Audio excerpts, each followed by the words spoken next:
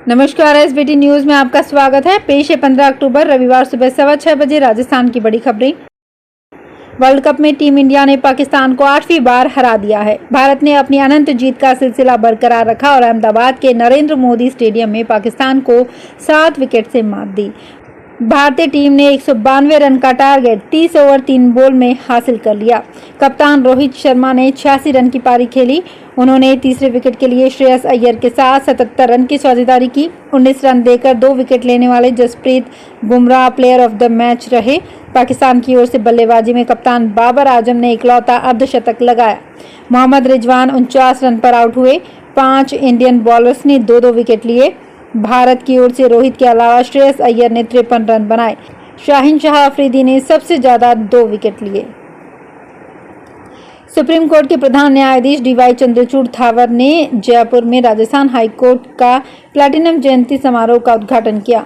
कार्यक्रम में supreme court के जज न्यायमूर्ति संजय किशन कौल, न्यायमूर्ति सूर्य किरण, न्यायमूर्ति एस रविंद्र भट्ट, न्यायमूर्ति बेला एन द्विवेदी आर, न्यायमूर्ति पंकज मित्तल उपस्थित रहे। न्यायमूर्ति चंद्रचूड़ थावर ने शनिवार दोपहर को राजस्थान हाई कोर्ट की जयपुर पीठ का दौरा कर कामकाज के बारे में जानकारी ली।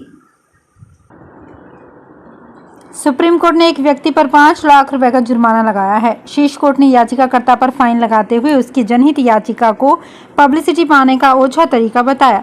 याचिकाकर्ता ने जनहित याचिका में कहा था कि बॉम्बे हाई कोर्ट के चीफ जस्टिस की शपथ दोषपूर्ण है। चीफ जस्टिस डीवाई चंद्रचूड़ की अगुवाई वाली बेंच ने कहा कि हाईकोर्ट के चीफ जस्टिस को गवर्नर शपथ दिलाते हैं और इसके बाद ही उनकी नियुक्ति होती है।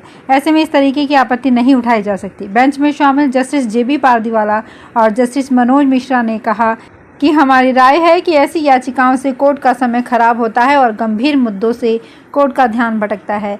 ऐसी याचिकाएं न्यायपालिका के मैन पावर और रजिस्ट्री का दुरुपयोग करती है। अपने 4 बच्चों के साथ भारत घूमने आए खनन और लैला को ये नहीं पता था कि उनके यरूशलेम से जाने के बाद पीछे से इतना बड़ा युद्ध छिड़ जाएगा। वे इन दिनों जैसलमेर में हैं और दोबारा इजराइल जाने के लिए परेशान हो रहे हैं। हालांकि लैला और खनन को उसके 4 बच्चे दोबारा नहीं लौटने के लिए कह रहे हैं, मगर इजराइल के ये दंपत्ति अपने देश के लिए वापस जल्द से जल्द जाना चाहते हैं और फौज में जाकर दुश्मन से 2-2 हाथ करने के लिए बेकरार हैं। जैसलमेर की होटल पोल हवेली में इजराइल के यरूशलेम के खनन और उनकी पत्नी लैला अपने 4 बच्चों के साथ प्रार्थना कर रहे हैं कि किसी भी तरह से ये युद्ध रुके और मासूमों की जान नहीं जाए। आय से अधिक संपत्ति के मामले में एसीबी कोर्ट कोटा ने निलंबित सीआई अब्दुल हकीम की अग्रिम जमानत अर्जी खारिज की है। जमानत अर्जी खारिज होने के बाद अब्दुल हकीम पर गिरफ्तारी की तलवार लटक गई है। अब्दुल हकीम गरमपुरा लाखेरी जिला बूंदी के रहने वाले हैं। वर्तमान में करौली पुलिस लाइन से निलंबित चल रहा है। फिलहाल फरार है। उसके खिलाफ अभियोजन स्वीकृति जारी हो चुकी है। राज्यसभा सांसद किरोड़ी लाल मीणा के आरोपों के बाद ईडी की टीम को जयपुर में गणपति प्लाजा से ठोस सबूत नहीं मिले हैं, इसलिए दिन में करीब 3 बजे टीम वापस रवाना हो गई। वहीं इनकम टैक्स के अधिकारी अभी भी मौजूद हैं। अभी तक ईडी और इनकम टैक्स की ओर से किसी को भी नोटिस नहीं दिया गया है। आपको बता दें कि ईडी और इनकम टैक्स के अधिकारियों ने 100 से अधिक लॉकर धारकों को शनिवार को गणपति प्लाजा में चाबी साथ लाने के लिए कहा था। इससे पहले शुक्रवार को किरोड़ी लाल मीणा ने आरोप लगाया था कि यहां पर डीओआईटी के जीजीएम सीपी सिंह के भी 5 लॉकर हैं, जिसमें भ्रष्टाचार के करोड़ों रुपए छिपाकर रखे गए हैं। कांग्रेस सरकार में गृह राज्य मंत्री रह चुके लूणकरणसर के पूर्व विधायक वीरेंद्र बेनीवाल के खिलाफ जयपुर के एक थाने में पारिवारिक संपत्ति के विवाद का मामला दर्ज हो गया, जिसमें बेनीवाल सहित परिवार के अन्य सदस्यों को नामजद किया गया है। बेनीवाल के भाई ब्रजेंद्र बेनीवाल के बेटे रमित बेनीवाल ने ये मामला दर्ज कराया है, जिसमें कहा है कि उनके दादा और पूर्व विधायक भीमसेन चौधरी और दादी सुनीता चौधरी के नाम से जयपुर के Bajaj Nagar housing cooperative society, Jawahar Nagar Jaipur में राजस्थान आवासन मंडल का एक भूखंड, बीकानेर के शार्दुलगंज के सी सेक्टर में एक भूखंड और बीकानेर के शार्दुल कॉलोनी में एक प्लॉट है। ये सभी संपत्तियां भीमसेन चौधरी ने अपनी स्वयं की आय से पत्नी सुनीता चौधरी के नाम से खरीदी थी। जननायक जनता पार्टी के प्रधान महासचिव दिग्विजय सिंह चौटाला ने कहा कि आज सभी लोग इस बात से घबराए हुए हैं कि एक नई पार्टी राजस्थान में चौधरी देवीलाल के उसूलों पर चलकर कैसे आगे बढ़ रही है। दांता रामगढ़ में हुआ शनिवार का रोड शो विरोधियों की दुकान बंद कर देगा। ये बात दिग्विजय चौटाला ने सीकर के दांता रामगढ़ से पार्टी की प्रत्याशी रीटा चौधरी के समर्थन में रोड शो करते हुए पत्रकारों से वार्ता में कही। कांग्रेस नेता दिनेश खोड़रिया ने कहा कि राज्यसभा सांसद किरोड़ी लाल मीणा ने उन पर झूठे आरोप लगाए हैं, वे सांसद पर मानहानि का केस करेंगे। उन्होंने कहा, मेरे और मेरे समधी अशोक जैन के घर शुक्रवार को प्रवर्तन निदेशालय की रेड पड़ी। जांच में ईडी को मेरे और समधी के खिलाफ कुछ नहीं मिला। उन्होंने राजनीतिक दबाव के चलते ईडी की कार्रवाई होने और कांग्रेस सरकार को बदनाम करने के आरोप लगाए हैं।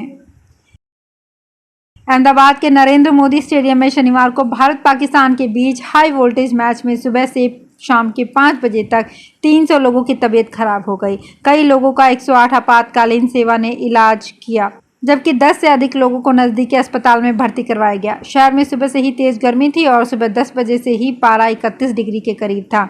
दोपहर तक ये बढ़कर 35 डिग्री तक पहुंच गया था। इसी के चलते मैदान में मौजूद लाखों लोगों की भीड़ में 300 से ज़्यादा लोगों को घबराहट और बेचैनी की शिकायत हुई।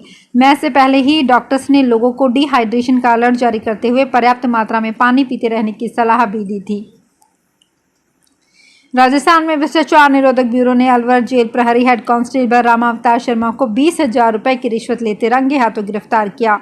ब्यूरो के एसपी पीयूष दीक्षित ने बताया कि जयपुर के मनोज सैनी ने शिकायत दी कि उसका मित्र बहरोड का सुरेश यादव अलवर जेल में बंद है और उसे परेशान नहीं करने की एवज में मुख्य जेल प्रहरी हेड कांस्टेबल रामावतार शर्मा 70,000 रुपए की मांग कर रहा है। पश्चिम बंगाल और सिक्किम में करीब 50 ठिकानों पर सीबीआई की टीम ने छापा मारा। कोलकाता, दार्जिलिंग और सिलीगुड़ी में कार्रवाई हुई। फर्जी दस्तावेजों के आधार पर पासपोर्ट जारी करने के लिए सरकारी अधिकारियों समेत 24 लोगों पर आरोप लगाया गया है। 2 लोगों को डिटेन किया गया है। गंगटोक में सीबीआई अधिकारी ने बताया कि एफआईआर में 16 अधिकारियों समेत 24 लोगों के नाम हैं, जो कथित रूप से रिश्वत लेकर जाली दस्तावेजों के आधार पर देश में न रहने वाले लोगों को पासपोर्ट जारी कर रहे हैं। भरतपुर नगर निगम के उप महापौर गिरीश चौधरी रविवार को बसपा ज्वाइन करेंगे। वे कांग्रेस पार्टी से महापौर हैं। कयास लगाए जा रहे हैं कि बसपा ज्वाइन करने के बाद वे पार्टी से विधानसभा चुनावों के लिए टिकट भी लेकर आएंगे। हालांकि अभी तक और किसी भी पार्टी ने भरतपुर विधानसभा से अपना कैंडिडेट फाइनल नहीं किया है।